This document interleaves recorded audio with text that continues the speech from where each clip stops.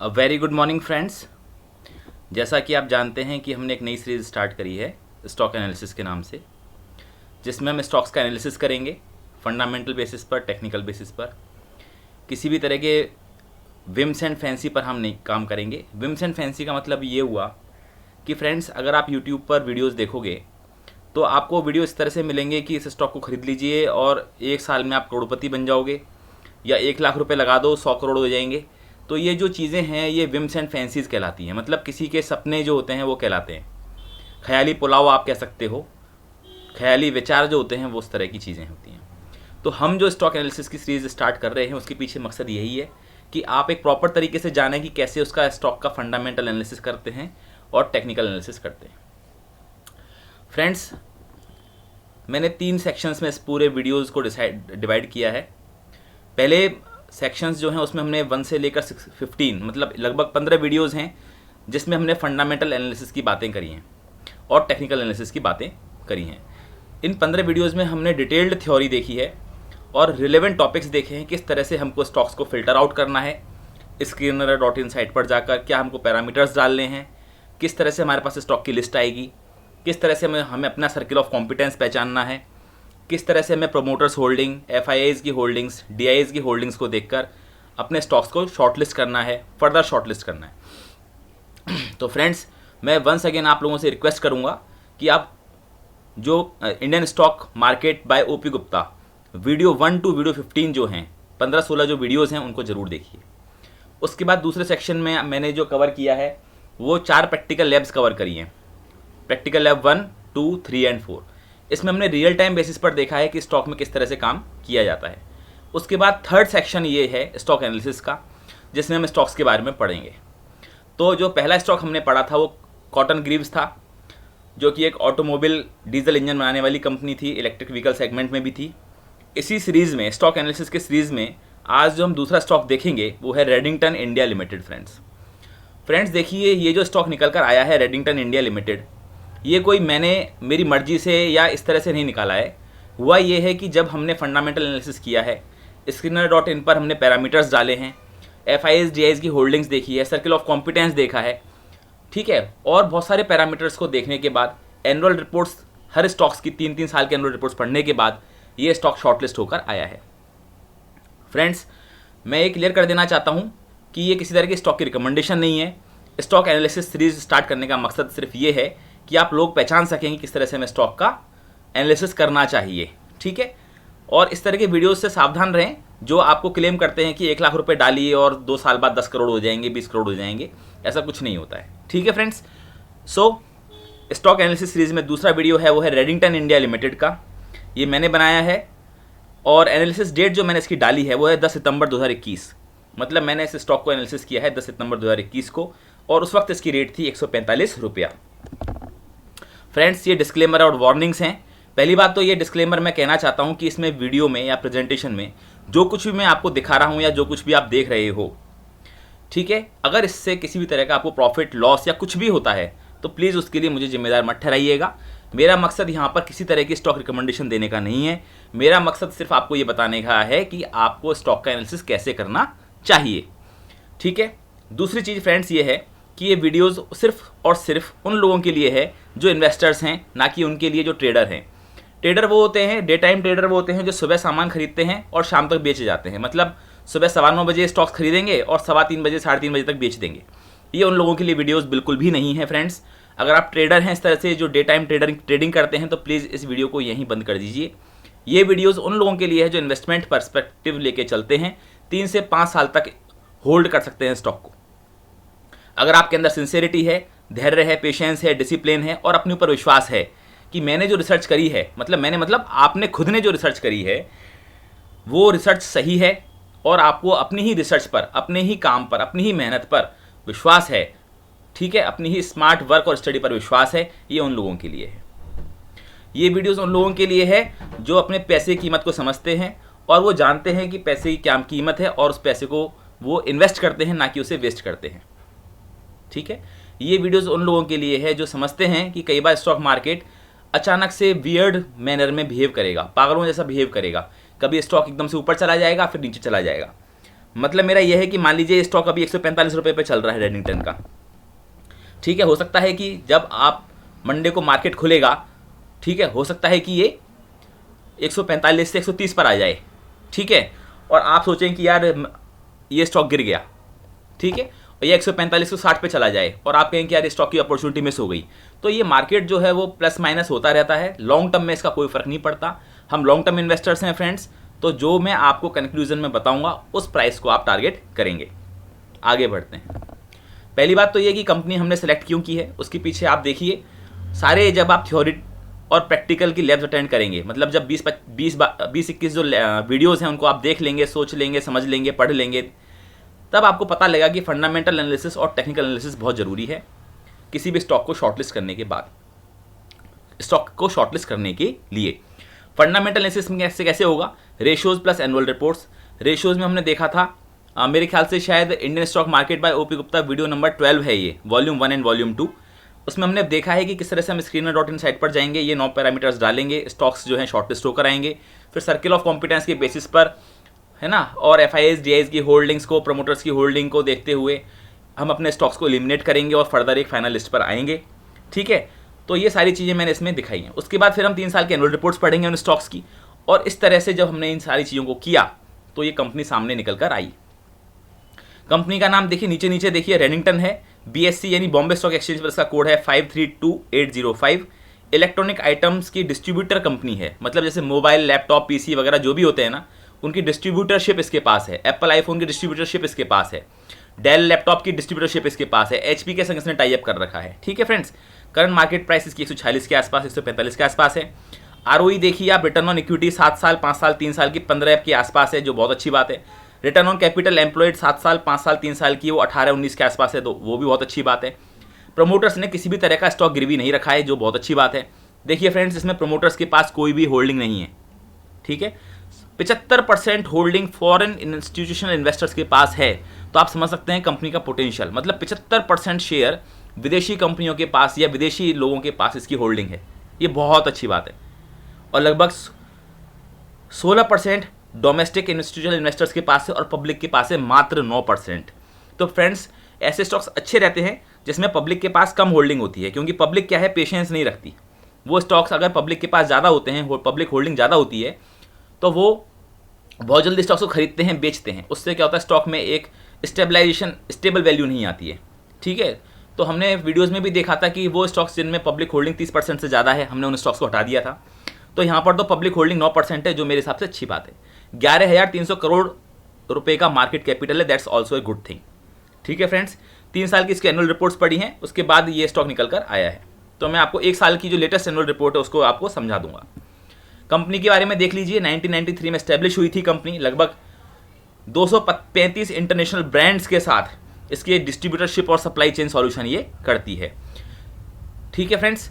5 इसकी Indian subsidiary हैं और 54 इसकी इंटरनेशनल सब्सिडरी हैं, 54 बहुत बड़ी बात होती है। ये टेक्नोलॉजी के जो इक्विपमेंट्स होते हैं उसकी लीडिंग डिस्ट्रीब्यूटर है इसके पास, ठीक है। Largest distributor of IT products in India में ये दूसरे नंबर पर आती है। अगर आप इसकी ज्योग्राफिकल प्रेजेंस की बात करोगे तो ज्योग्राफिकल प्रेजेंस में रेडिंगटन इंडिया जो है, Turkey, UAE, United Arab Emirates, Singapore, Saudi Arabia, Nigeria, Qatar, इनके ग्लोबल मार्केट्स में एग्जिस्ट करती है। किनके संग इसने पार्टनरशिप कर रखी है, देखिए Apple, Nokia, Amazon web service, Amazon AWS जिसको हम बोलते हैं, Hitachi, Red Hat, SanDisk, McAfee antivirus, Western Digital इसकी हार्ड डिस्क आती है फ्रेंड्स, माइक्रोसॉफ्ट OS आता है इसका, Huawei, Fortinet, Asus, Avaya, Autodesk, Acer, Canon, ये इसके रेपुटेटेड ब्रांड पार्टनर्स हैं। वेयर हाउस और सर्विस सेंटर्स देख लीजिए, लगभग 49 सेल्स ऑफिस हैं, 180 के आसपास वेयर हाउस हैं, 51 इसके खुद के सर्विस सेंटर्स हैं, 180 पार्टनर के संग सर्विस सेंटर्स हैं, ठीक है, अक्रॉस इंडिया।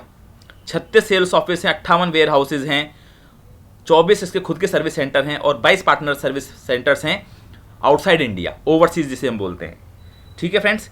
अगर हम रेवेन्यू की बात करें तो डोमेस्टिक रेवेन्यू जो आज के पास आता है वो 37% इंडिया से आता है और एक्सपोर्ट से आता है 63%। मतलब अगर कंपनी 100 रुपया कमाती है तो 37 रुपये इंडिया से आ रहा है और 63 रुपया बाहर से आ रहा है, ठीक है फ्रेंड्स, ये बात है। अगर आप सेगमेंट वाइज देखोगे तो जो सामान बेचती है, सेल ऑफ गुड्स, उससे 97% इसको रिटर्न मिलता है और सर्विस बेचकर इसे 3% रिटर्न मिलता है। मतलब अगर कंपनी 100 रुपये का व्यापार कर रही है तो 100 रुपये में से 97 रुपये 97 रुपीज़ सामान बेच के उसको मिलते हैं और 3 रुपये सर्विस पर सेल कर मिलते हैं, जो भी बहुत अच्छी बात है। देख लीजिए फ्रेंड्स, ये इमेज मैंने Screener.in से ली है, क्रेडिट्स उनको जाता है। रेडिंगटन इंडिया लिमिटेड नाम है कंपनी का, BSE कोड है 532805, मार्केट कैपिटल लगभग 11,000 करोड़ का। ठीक है फ्रेंड्स, ROE ROC हम ऑलरेडी जब हमने Screener.in में फिल्टर लगाए थे तब ये चीज़ हो चुकी है क्लियर कट, किसी भी तरह की ज़्यादा दिक्कत नहीं है। प्रोमोटर होल्डिंग भी 0% है, FIS GIS के पास मैक्सिमम होल्डिंग है, जो बहुत अच्छी बात है। ठीक है फ्रेंड्स, आप इसके अलावा क्या देखेंगे, इंटरेस्ट कवरेज रेशियो देख लीजिए 11 टाइम्स है, जो बहुत अच्छी बात है, 11.5 टाइम्स। तो फ्रेंड्स, ये जो है मैंने इमेज ली है Screener.in से ली है, इसमें ROE ROC सबसे इंपॉर्टेंट है, वो हमने जब स्टॉक्स को फिल्टर आउट किया था। ठीक है, आप चाहें तो Indian stock market by OP Gupta volume 1 और 2 देख लीजिए, 12 पार्ट का। उसमें हमने देखा है कि हमने ROE ROC, profit growth, sales growth, ठीक है, डेप्ट इक्विटी रेशो, ये सारी चीज़ें हमने लगा ली हैं। तो उसके बाद हमें यहाँ पर देखने की जरूरत नहीं है कि मैनेजरल पर्सन्स की हम बात कर रहे हैं जिनको हम KMP बोलते हैं। तो देखिए, प्रोफेसर जे रामचंद्रन हैं, ये इसके नॉन एग्जीक्यूटिव चेयरमैन और इंडिपेंडेंट डायरेक्टर हैं, CA हैं ये और कॉस्ट अकाउंटेंट हैं और IIM अहमदाबाद के फेलो हैं, जो बहुत बड़ी बात है। राजशेखर हैं जो वाइस चेयरमैन और मैनेजिंग डायरेक्टर हैं, 25 साल से रेडिंगटन में हैं, बिट्स पिलानी के एल्यूमिनस हैं। राजीव श्रीवास्तव ये जॉइंट मैनेजिंग डायरेक्टर हैं, इन्होंने बिट्स पिलानी से BE में मैकेनिकल में BE किया हुआ है और हेलेंस्की स्कूल ऑफ इकोनॉमिक्स से इन्होंने डिप्लोमा किया हुआ है। और सबसे बड़ी बात देखिए फ्रेंड्स, ये MD एंड CEO रह चुके हैं IEX के, इंडियन एनर्जी एक्सचेंज के, जो बहुत बड़ी बात है फ्रेंड्स। IEX एक ऐसा स्टॉक है, जब हम देखेंगे तब आप पाएंगे कि IEX also a good stock, उसका भी मैं स्टॉक एनालिसिस करूंगा। ठीक है फ्रेंड्स, तो IEX इंडियन एनर्जी एक्सचेंज के ये ex MD एंड CEO रह चुके हैं, जो बहुत बड़ी बात है। इससे पता लगता है उनके अंदर पोटेंशियल क्या है। SV कृष्णन देखिए, होल टाइम डायरेक्टर और चीफ फाइनेंशियल ऑफिसर हैं, चार्टर्ड एंड कॉस्ट अकाउंटेंट रह चुके हैं। फ्रेंड्स देखिए, ऑडिटर जो होता है उससे पता लगता है कंपनी किस तरह की है। तो BSR एंड कंपनी LLP जो है, limited liability partnership, BSR company बहुत बड़ी ऑडिटर कंपनी है, बहुत ट्रस्टवर्दी है, बहुत पुरानी है। तो इससे पता लगता है कंपनी का पोर्टफोलियो कैसा रहा होगा। देखिए, मैंने जब इसकी एनुअल रिपोर्ट पढ़ी है तो मैंने पाया 3 साल की एनुअल रिपोर्ट पढ़ने के बाद कि इसके जो की मैनेजरल पर्सन्स हैं, जो और इसके इंडिपेंडेंट डायरेक्टर्स हैं, वो 25 साल से ज़्यादा रेडिंगटन के संग जुड़े हुए हैं। मतलब उन्होंने कंपनी को छोड़ा नहीं है। ये उनका ट्रस्ट दिखाता है, ये उनका विश्वास दिखाता है कंपनी में। ठीक है, एनुअल रिपोर्ट्स पढ़ने पर मैंने पाया कि इसमें किसी भी तरह की कंप्लायंस इशू नहीं है, सारे नॉर्म्स को ये फुलफिल कर रही है। कमेटी भी इन्होंने ढंग से बनाई है, रिपोर्ट्स पॉलिसीज सबको ये एडहेयर करते हैं, सबकी ये पालना करते हैं। टाइमली मीटिंग्स हो रही हैं, मीटिंग्स में जो ये बड़े लोग हैं ये सब अटेंडेंस फुल करके चल रहे हैं, आ रहे हैं। ऐसा नहीं है कोई की मैनेजरल पर्सन मीटिंग को स्किप करे। किसी भी तरह की इन्वेस्टर कंप्लेंट बाकी नहीं है। रिस्क मैनेजमेंट फ्रेमवर्क जो है उन्होंने अपने पास बना के रखा हुआ है, जो बहुत अच्छी बात है। ठीक है, रिस्क मैनेजमेंट फ्रेमवर्क में क्या होता है, शॉर्ट एनालिसिस करते हैं, strength, weakness, opportunity and threat क्या है, उसके हिसाब से किस तरह से हमें निपटना है, उसके लिए प्लान बनाते हैं, जो बहुत अच्छी बात है, इनके पास है। 9 प्रिंसिपल्स होते हैं, उसके हिसाब से उन्होंने पॉलिसी बना रखी है और किसी भी तरह की सेक्सुअल हैरेसमेंट कंप्लेंट इनके अगेंस्ट नहीं है। सो फ्रेंड्स, जब आप एनुअल रिपोर्ट पढ़ते हो तो ये चीज़ें भी आपको देखनी चाहिए। अच्छा, एनुअल रिपोर्ट देख लेते हैं फटाफट से। लेटेस्ट जो है, रेवेन्यू जो है इनकी CAGR वो 14% से ऊपर है, प्रॉफिट CAGR 15% से ऊपर है। जब से ये कंपनी मार्केट में लिस्ट हुई है, continuously 14% revenue and profit CAGR 15% देती आ रही है। एबिटा ग्रोथ इसकी 34% है। Performance after tax PAT growth जो है 46.8% है। ROE 16.4%, ROCE return on capital employed जिसे हम बोलते हैं वो 20% के आसपास है। ROE ROCE क्या होते हैं हम ऑलरेडी वीडियोस में देख चुके हैं फ्रेंड्स। ठीक है, 36.5 इसकी नेट ऑफ कैश पर, 36.5 इसकी ROCE है। नेट डेट जो है इसके ऊपर वो है 0.58, जो बहुत अच्छी बात है, लेस देन 1 है। 4 कैटेगरीज हैं मेजरली जिसमें बिजनेस करती है। पहली बात है कंज्यूमर IT, जिसमें ये PC और लैपटॉप की डिस्ट्रीब्यूटरशिप करती है। दूसरा है एंटरप्राइज IT, जिसमें क्लाउड सर्विसेज, अमेजॉन की, telecom companies, ecommerce, health care, इनके प्रोडक्ट्स को ये देखते हैं।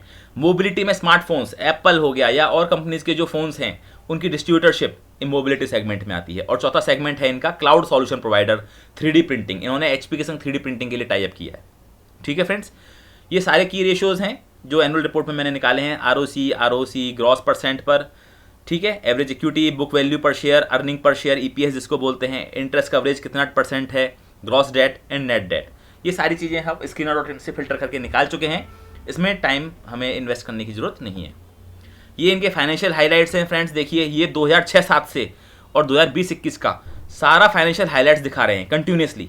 तो ये बहुत अच्छी बात है। मतलब मैंने एनुअल रिपोर्ट्स देखी हैं कंपनियों की, वो क्या करते हैं 2-3 साल का दिखाते हैं क्योंकि उससे पहले की परफॉर्मेंस उनकी बेकार रही हुई होती है, लेकिन ये कंपनी कंटिन्यूसली परफॉर्म कर रही है, इसलिए उन्होंने 2006, 7, 8, 9, 10, 11, 12, 13, 14, 15, 16, 17, 18, 2018, 19, 20, 21 सब की इन्होंने फाइनेंशियल हाइलाइट्स दी हैं।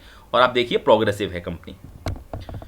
फ्रेंड्स मैं बार बार आपको रिकमेंड कहना चाहता हूं कि मैं इस स्टॉक को रिकमेंड नहीं कर रहा हूं, आपको सिर्फ बता रहा हूं कि किस तरह से स्टॉक एनालिसिस करते हैं।